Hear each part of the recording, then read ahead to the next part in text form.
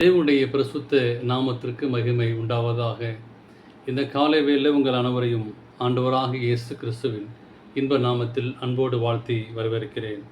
உபாகமம் 28 அதிகாரம் 7 வாக்கியம் சொல்கிறது, உனக்கு விரோதமாய் எழும்பும் உன் சத்துருக்களை கர்த்தர் உனக்கு முன்பாக முறியெடுக்கும்படி ஒப்பு கொடுப்பார்.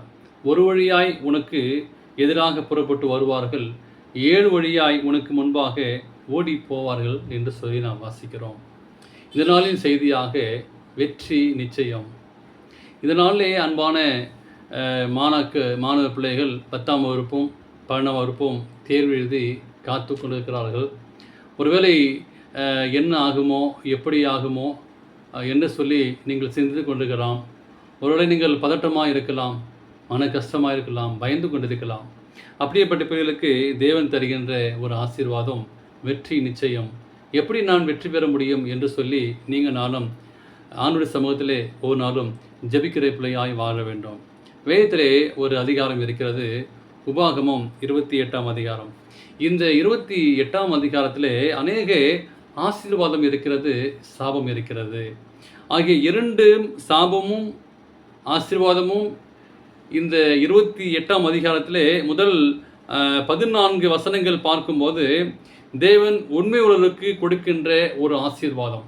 உபாகமம் 28ஆம் அதிகாரத்திலே முதல் 14 வசனங்களை நாம் வாசிக்கும் போது ஆண்டவர் அதில் ஆசீர்வாதத்தை வைத்துள்ளார். மீதமுள்ள பகுதியை நீங்கள் வாசிக்கும் போது தேவனுடைய வார்த்தையை மீறுவர்கள் எப்படி இருப்பார்கள், அவர்கள் சாபங்களை பெற்றுக்கொள்வார்கள் சொல்லி நாம் பார்க்கிறோம். இந்த இரண்டுமே மிக முக்கியமானது. நாம் கற்றுக்கொள்ள வேண்டி பார்க்கும்போது தேவனுடைய சித்தத்துப்படி நடக்கிறோமா என்பதுதான். அது தேர்வு எழுதின பிள்ளைகளுக்கு மாத்திரமல்ல, உங்களுக்கும் எனக்கும் நாம் எப்படி நடக்கிறோம், தேவனுடைய சித்தத்தை நடக்கிறோமா என்பதுதான் முக்கியம். நாம் எதிரிகளை தேவன் கவனித்துக் கொள்ள வேண்டும் என்கிற ஆசை நமக்கு இருக்கிறது. நிச்சயமாகவே தேவன் அதை கவனித்துக் கொள்வார். நம்முடைய வாழ்விலே எல்லா பகுதியிலையும் எதிரிகள் நாம் சந்திக்கிறோம். வேலையிலும் சரி, வெளியே போகும்போது சரி, எல்லா சூழ்நிலை மத்தியிலும் நமக்கு எதிரி இருக்க தான் செய்கிறார்கள். நமக்கு அவர்கள் எதிரியாவதற்கு நாம் எப்பொழுதும் காரணமாய் இருப்பதில்லை. ஒரு திசையிலிருந்து எதிரியிலிருந்து வருவார்கள், தேவ வல்லமை அவர்களை துரத்துவதால் வாசிக்கிறோம், அவர்கள் 7 திசையாய் ஓடி போவார்கள்.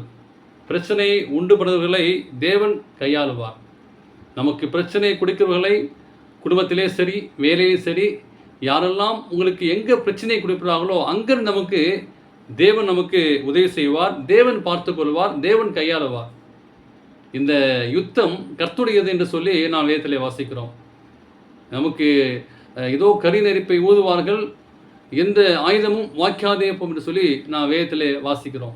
எனவே நமக்கு எப்படிப்பட்ட பிரச்சனை வந்தாலும் வெற்றி நிச்சயம் என்பதை மறந்து போகக்கூடாது. தேவன் அமைதியாய் இருப்பதும் இல்லை, தன்னுடைய பிள்ளைகளே அவர் செய்யக்கூடிய வாழ்விலே நடந்த ஒவ்வொரு செயலும் அவர் பங்குகிறார். நாம் எவையெல்லாம் நடக்கிறோமோ எல்லா சூழ்நிலை மத்தியிலும் தேவன் பங்கு வைக்கிறார் என்பதை மறந்து போகக்கூடாது. அவர் இடைப்படுவதுதான் நம்முடைய எல்லா காரியங்களையும் ஆண்டவர் நன்மையாக மாற்றுகிறார். நமக்கு வரக்கூடிய பிரச்சனைகளை பிறவரை இந்த பிரச்சனை எப்படி மாறிட்டு என்று சொல்லி நாம் பார்க்கும்போது எல்லா பிரச்சனைகளையும் நன்மையாக அவர் மாற்றுகிறார். நாம் சரீரத்தில் ஏற்படைய விளைவுகளை மத்தியிலும், கஷ்டத்தில் மத்தியிலும், துன்பத்தின் மத்தியிலும், வியாதியின் மத்தியிலும், பாவத்தின் மத்தியிலும் நாம் போராடும் போது ஆண்டவர் நம்மை சுற்றிலுமாய் வேலை எடுத்து பாதுகாத்துக் கொள்கிறார். எனவே தேவனுக்கு பிரியமான பிள்ளைகளே, எப்படி என்பதை நீங்கள் நானும் கண்டுபிடிக்க முடியாது. ஆனால் தேவன் நம்மளை பார்த்து கொண்டிருக்கிறார் என்பதை மறந்து போகிறாது. ஒருவேளை இன்னொரு பக்கம் நமக்கு எதிரி வரலாம், ஆனால் தேவன் நம்மை துரைத்து கொண்டிருக்கிறார், நம்மை பார்த்து கொண்டிருக்கிறார் என்பதை நீங்கள் நாளும் மறந்து போகக்கூடாது. தேவன் அமைதியாக இருப்பதில்லை. நம்ம பிள்ளைகளே ஒவ்வொரு நாளும் வாழ்வில் நடத்துகிற ஒவ்வொரு செயலையும் ஆண்டவர் பாதுகாத்துக் கொள்கிறார். கர்த்தருடைய கண்கள் பூமி எங்கும் உலாவிக் கொண்டிருக்கிறது. நீ நடக்க வேண்டிய வழியை ஆண்டவர் நமக்கு கற்றுத்தருகிறார். எப்படி நடக்க வேண்டும், எப்படி செல்ல வேண்டும் என்று சொல்லி நமக்கு கற்றுத்தருகிறார். எனவே நம்முடைய பாவத்தின் நிமித்தம், நம்முடைய பலவீனத்தின் நிமித்தமாய் நாம் என்ன செய்கிறோம், நித்தமும் நாம் பிரச்சனையிலே சிந்தித்துக் கொள்கிறோம். அருமையான தேர்வு என பிள்ளைகளுக்கு ஆண்டவர் கொடுக்கின்ற ஒரு காரியம், நிச்சயமாகவே தேவன் வெற்றி சிறங்க பண்ணுவார். நீங்கள் ஒரு நாளும் ஜெபிக்க வேண்டும். தேர்வு என பிள்ளைகள் ஆண்டவரே நல்ல மதிப்பெண் எடுத்து வெற்றி பெற வேண்டும் சொல்லி, ஒருவேளை நீங்கள் துன்பத்தில் இருக்கலாம், கஷ்டத்தில் இருக்கலாம், பிரச்சனையில் இருக்கலாம், போராட்டத்தில் இருக்கலாம், எதிர்பார்த்து கொண்டிருக்கலாம். ஆனால் தேவன் அதை வெற்றியாக மாற்றுவார். நமக்கு வரக்கூடிய பிரச்சனை, நமக்கு விரோதமாய் வரக்கூடிய எந்த காரியத்தையும் ஆண்டவர் என்ன பண்ணாரு, ஒரு வழியாய் வருவாங்க. ஆனால் வேத வாக்கியம் சொல்கிறது 7 வழியாய் அவர்கள் ஓடி போவார்கள். எனவே தேவனுக்கு பிரியமான பிள்ளைகளை, இந்த காலை வேளையிலே யார் பிரச்சனை கொடுத்தாலும் ஜெபம் பண்ணுங்க. ஒரு பிரச்சனை தான் வரும்.